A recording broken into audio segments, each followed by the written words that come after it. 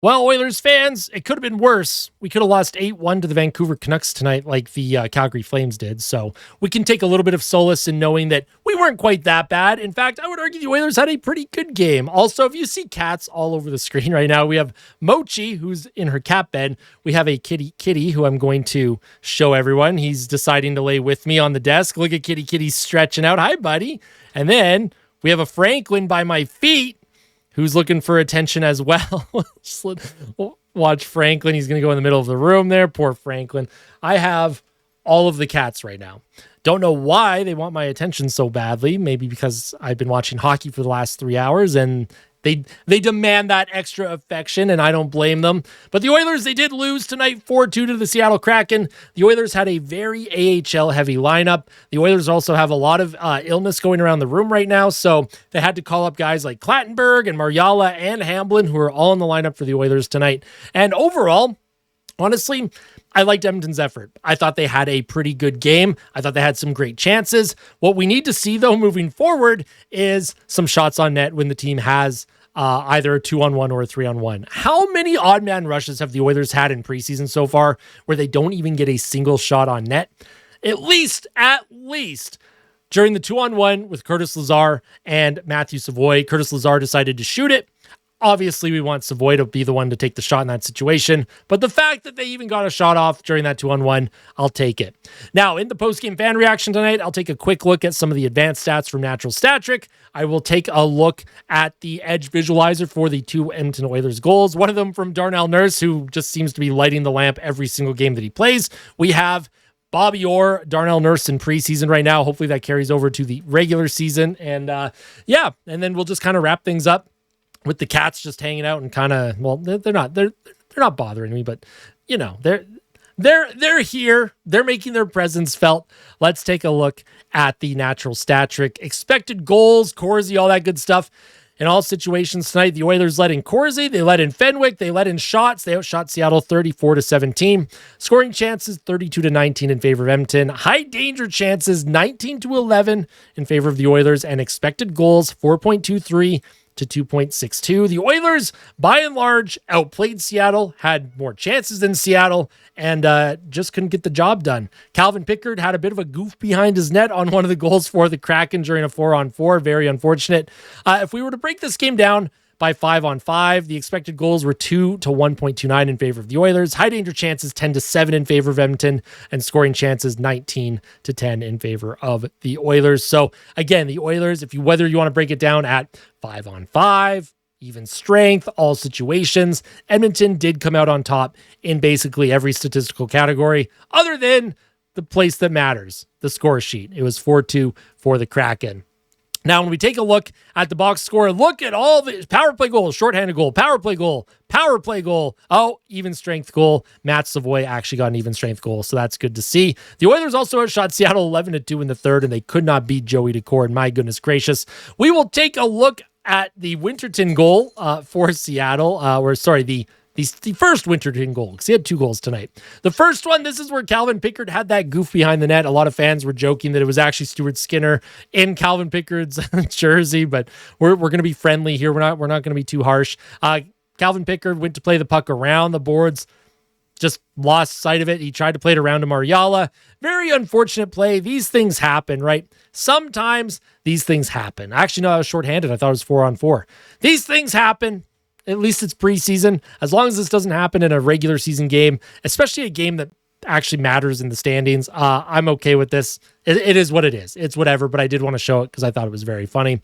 And then we'll take a look at Darnell Nurse's goal, assisted by Howard and Henrique. I thought Ike Howard had a very good game for the Edmonton Oilers here. The Oilers got in on the forecheck. Henrique tried to find Howard. It goes off of his stick to Darnell Nurse, and he just throws a random wrister that beats Joey Decord. You had Trent Frederick in front of the net with that screen in front, kind of just taking the eyes away from Joey Decord, and it beat Decord over the blocker. Decord had a great game in net for Seattle, by the way. He just seems to play so well every time the Oilers are playing him. I don't think Joey Decord got the memo that this was just a preseason game. He looked like he was dialed in, ready for the regular season.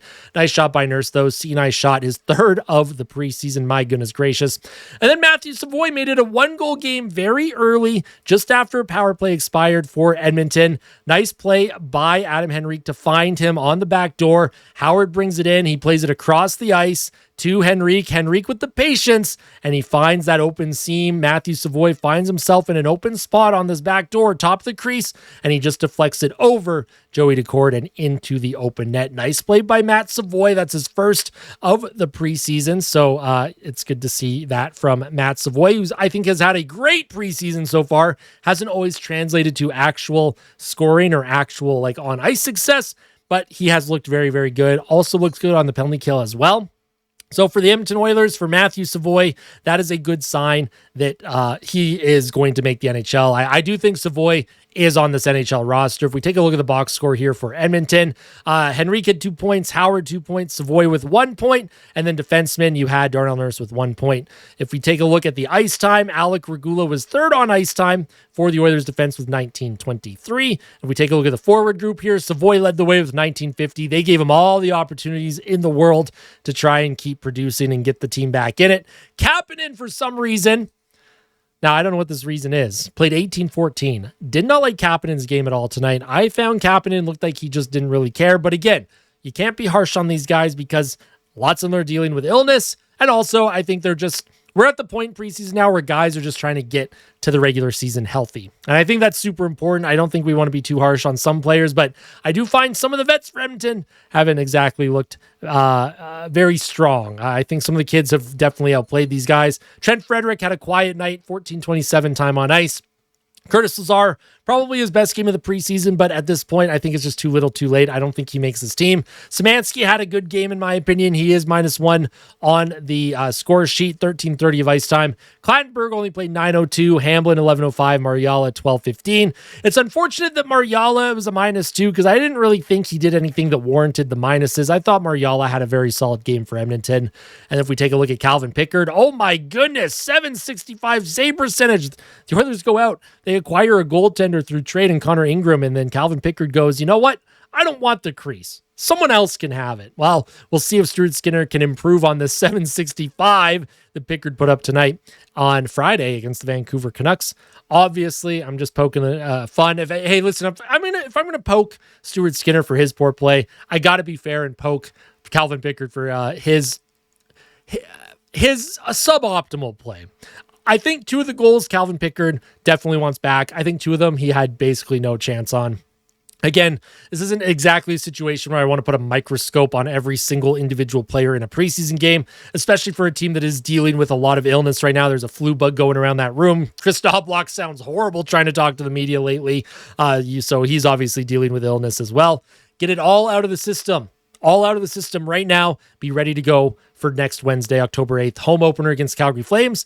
Tomorrow, we will have a day after discussion of this game. There's going to be a few players that I'm going to want to talk about specifically, the good and then the not so good. I usually do 3 of each and then kind of break down different parts of the game that, maybe I didn't go in depth with tonight. If there's any player that you want me to talk about tomorrow, let me know. Also, I did forget to go over the 3 stars. Hold on. Let's go to the summary. Let's go to the 3 stars. I got to make sure I get it. Winterton, 2 goals, 2 points. He was the first star. Tolvanen, 1 goal, 1 point, second star.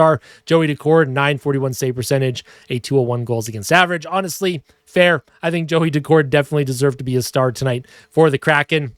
Also very interesting that you had 1, 2, 3, 4, 5, 6, 7, 8, 9, 10, 11 penalties in the first 2 periods, and then absolutely nothing in the third. I guess the refs just wanted to go home tonight. They had dinner reservations. They didn't want to call any more penalties after calling 1 million in the first 2 periods. So I don't know what that's all about. That's NHL officiating, folks. It's preseason for everyone, right? We're all trying to get things sorted. We're all trying to get our game together here. I did think that was kind of funny, though. Something to kind of point at. So let me know your thoughts on this game tonight. Let me know your thoughts in the comment section below. Let me know which players you might want me to talk about tomorrow in the day after discussion. Of course, if you missed my video on Connor Ingram acquisition, I didn't do a video on that. I'll leave a link to that in the description of this video. And yeah, we're going to end the fan reaction here, folks. Not too much else to talk about. Thank you so much for tuning in and watching. Hit that like button. As always, subscribe to the channel if you're not yet subscribed. Daily Oilers content here on the Austin Hockey YouTube channel. And tell someone that you love them. Fight like a kid. Fight like Ben. Let's go Oilers. We'll see you in the next one. Take care.